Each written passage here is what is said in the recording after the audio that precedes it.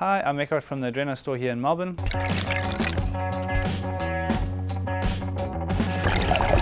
I started spearfishing about 15 years ago in South Africa, moved over to Australia about 4 years ago.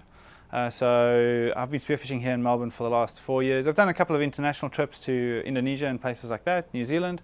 But I'm just going to run you through a little bit today the gear that I use here in Melbourne. So the two masks that I use is the Mare's Essence. It's a pretty good single lens low volume mask. It actually does seal really well even though I've got a full beard. Another good mask in terms of a low volume mask is the Picasso. Now this little mask here is it's a frameless mask, and it seals really well even with the beard, and I've got quite pronounced bone structure just above my eyebrows, so that helps and it doesn't give any pressure on that.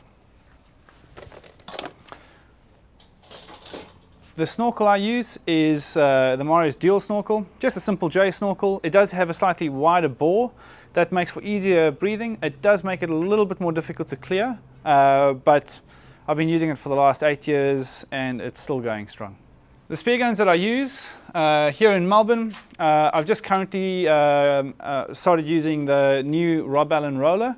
I'm using a 1.1 meter roller, and they are probably just the nicest roller I've used to this date. I've used quite a few brands. I've built quite a few rollers myself from different components, but I just love the smoothness of the Rob Allen mech. And just the clean design that he's got on his roller, and the bearings are just silky smooth. For the bay, my average length is a 80 centimeter gun, and then again on your clearer water I'll use a 1 meter, possibly up to a 1.1 meter gun. At the moment I'm using mostly Rob Allen. I've got a few other guns that I use too, but I guess being South African, I'm fairly partial to the Rob Allen spear guns. So once again, the wetsuit I'm using at the moment is a Rob Allen wetsuit. It's actually one of his, the new camo that's just come out a couple months ago. It's got incredibly soft fabric, Yamamoto fabric. It's really nice, super comfortable, and is actually really warm, especially in our colder waters. In our winter months, I use a 7mm jacket just to keep slightly warmer in the water. The fins that I use at the moment are the Divar blades. I'm using a very soft fiberglass blade. I've had knee surgery about 8 years ago, and I have to use a really soft blade, otherwise my knee basically seizes. So I really like how soft the Divar blades are, and one of the main things for me is just this really big angle, if you can see that. That makes your surface swimming great, especially most of our diving here in Melbourne is going to be shore based, so you'll be swimming long distances. So a fin that makes your surface swimming easier is always going to be the best choice. My go-to glove for here in Melbourne in our winter months is the Boucher semi-dry glove. They are an exceptionally warm glove. It's a 4.5mm glove. It's got a semi-dry seal on it. And you'll actually find that a lot of the divers down here use a glove very similar to this, just to keep yourself nice and warm. Warm hands is always a good thing in the cold winter months. So your sleeve of your wetsuit will actually go over here, and then this will slide over it.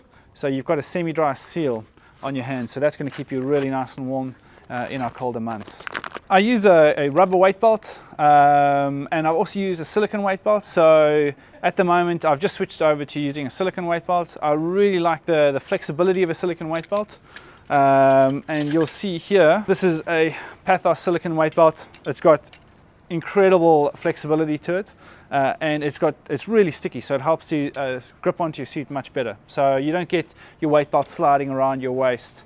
So that's something that I really like. I really like these new silicone weight belts. So I'm going to talk just quickly about diving in strong currents. Off our back beaches here in Victoria we have really strong currents, and it's really hard to often keep your position in the current. So I came up with this idea about 2 weeks ago after having to swim about an hour just to get out of the water against pretty strong current.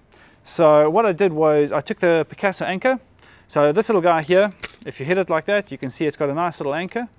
I attached it to a 30-meter float line, and depending on the depth you can obviously change your float position, but I had my float set at about 12 meters, so I swam down, I anchored the line up, and then I had the float at 12 meters, and then I had a long trail line of probably another 18 meters on the back end of the float. And it was just a great way for me to swim out into a strong current, anchor myself up without me being dragged to different positions. And I could just sit there for, I was out there for actually about 3 hours, just hoping for some pelagics to swim by. And then when my dive was finished, I could swim up, swim back down, unhook the anchor, and just swim out into the shore.